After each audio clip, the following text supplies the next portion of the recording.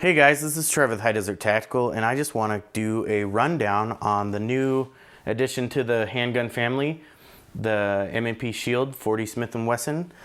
And we're super excited that we got this puppy, but as all of you who watch my channel or maybe new to my channel, all the handguns that I generally buy, their whole purpose is to be able to be carried.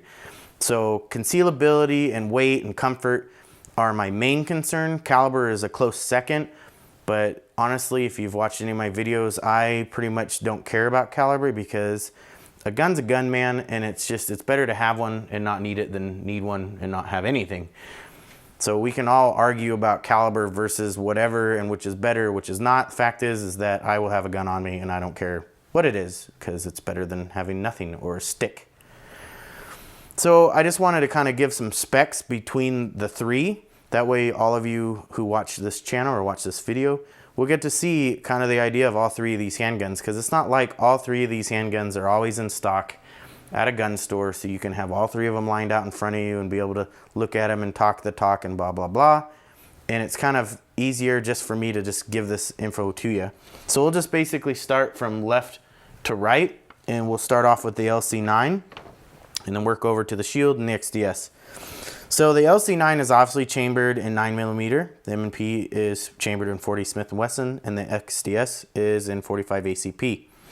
Capacity on the guns is the LC9 has a 7 in the magazine plus 1 in the chamber, and these are all flush magazines as well. None of them are extended magazines, which they do have available for the Shield and the XDS. I have not yet seen an extended magazine for the Ruger. And the Shield has 6 in the mag plus 1 in the pipe, and the XDS has 5 in the mag plus 1 in the pipe. The LC9 is a double action striker fire, and the M&P Shield is a single action striker fire, as well as the XDS is a single action striker fire. The barrel lengths on the guns is 3.12 inches on the LC9, 3.1 inches on the Shield, and 3.3 on the XDS. The front sight setup on them is with the LC9 and the Shield. They both have basically, depending on what version you get, but these are the basic models. So they have the tri-dot system where they have adjustable rear sights, and they're just white dots. The front sights are just non-adjustable. The XDS has a fiber optic front sight that comes with orange in it, but it is available to have a green fiber optic put in, that it does come with in the little field kit that it comes with, and it has a rear steel dovetail with 2 white dots, and it is technically, it's not adjustable. The overall length on the guns is the LC9 is 6 inches, the Shield is 6.1 inches, and the XDS is 6.3 inches. The width, which they're all very similar to each other, is frame width is 0.9 inches on the LC9, 0.95 on the Shield, and 0.9 on the XDS. Overall height on the guns from basically top to bottom, the LC9 is 4.5 inches, the Shield is 4.6 inches, and the XDS is 4.4 inches. So the XDS is still the short and stout little buff buster of the gun group. Weight is 7.1 ounces for the LC9, 19 ounces straight across the board for the Shield, and 21.5 ounces for the XDS.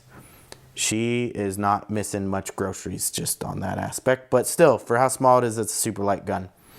The frame material for the lower of the gun is, it's a glass-filled nylon on the LC9. It's not a true polymer. It's like something that Ruger kind of prides himself on.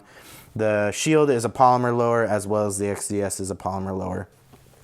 The barrel finishes on the guns is, the barrel on the LC9 is blued, and then the Shield has what they call a black 68 HRC barrel, so it's got some carbon in it, I'm assuming, with some kind of liner. I'm not sure exactly how I'd explain that. I'm not a genius per se. And then the XDS has what is a steel with a melanite coating over the barrel, as well as the slide. The trigger pull on the LC9, I've never really found true specs on the trigger pull on the LC9, since it's such a funky double action where it's got a really late break and a really late reset. So the trigger pull on the LC9 is what I would call outrageous. The Shield has a 6.5 pound pull plus or minus, and the XDS has a 7.7 pound trigger pull plus or minus. So those are the main characteristics of the three handguns. So that gives you an idea of just side-by-side comparison, and I know it's a lot of rambling, but overall shooting between the three, I will say, is a lot of people want to know, how's the M&P Shield shoot?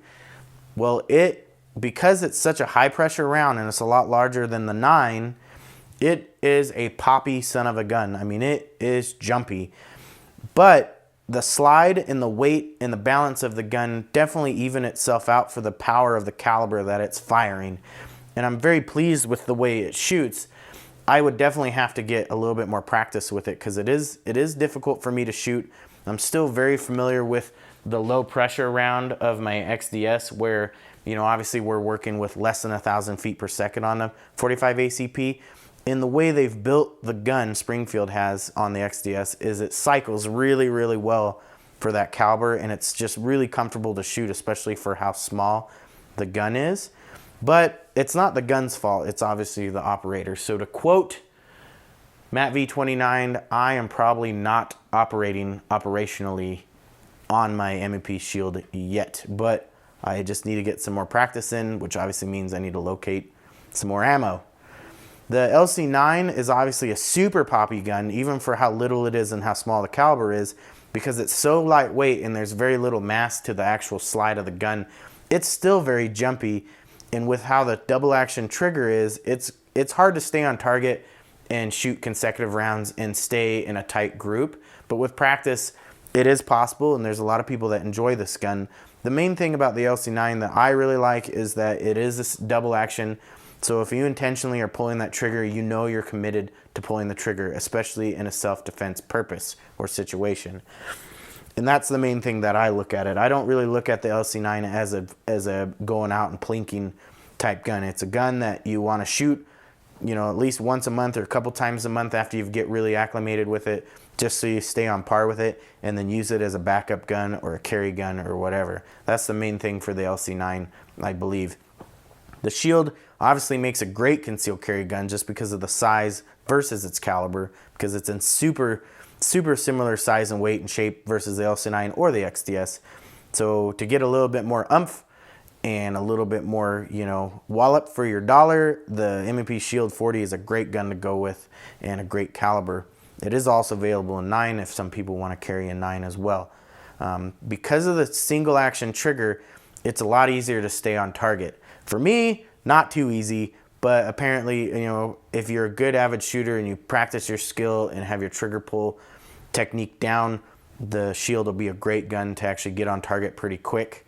And as for the XDS, because the trigger pull is a little bit stiffer and it is a little gritty, it's still a great gun to shoot. And I take the good with the bad, and there always will be qualities about a gun that you may not like, but a lot of the good qualities will override those negative qualities because you got to take the bad with the good. So that's the gist of my story, guys, and this is Trevor with High Desert Tactical. I appreciate your time and taking the time to watch this video. If you have any questions, comments, or any suggestions, hit me up. Don't forget to subscribe and like, and also check out my Facebook and Twitter. I'll leave the info down below. Take care, guys, and be safe.